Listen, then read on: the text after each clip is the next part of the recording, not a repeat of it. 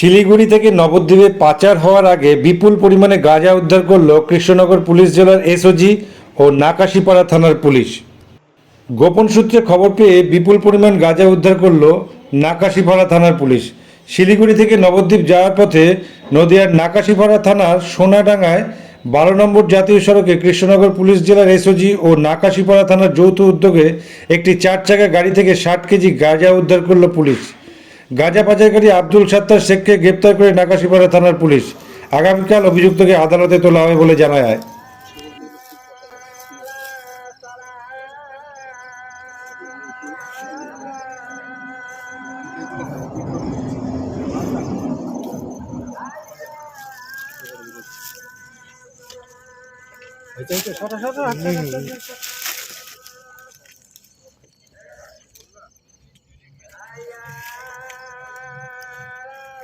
ছেলেটা আপনার একদম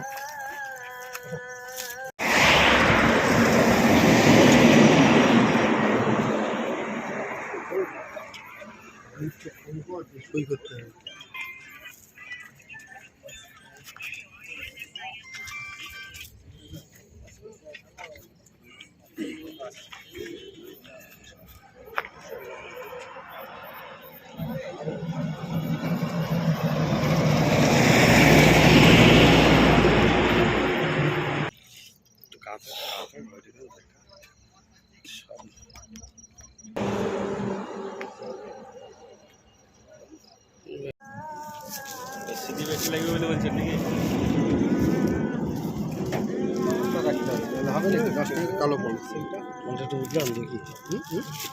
করছেন এসব কারবার? আমি এই বছর বেশি দিন নাই, কালকে গিয়েছিলাম। হ্যাঁ, কালকে গিয়েছিলাম। মানে কোথা থেকে কোথায় নিয়ে যাচ্ছিলেন? প্রথম কালকে গিয়েছিলাম। কোথা থেকে কোথায় নিয়ে যাচ্ছেন? ও ইয়েতে শিলিগুড়ি থেকে আনলাম, এটা নবদ্বীপে বাড়িতে। দিতেন?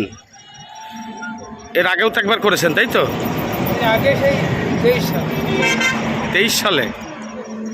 আপনার নাম? আব্দুল সাত্তার শেখ। আব্দুল সাত্তার শেখ। কোথায় বাড়ি?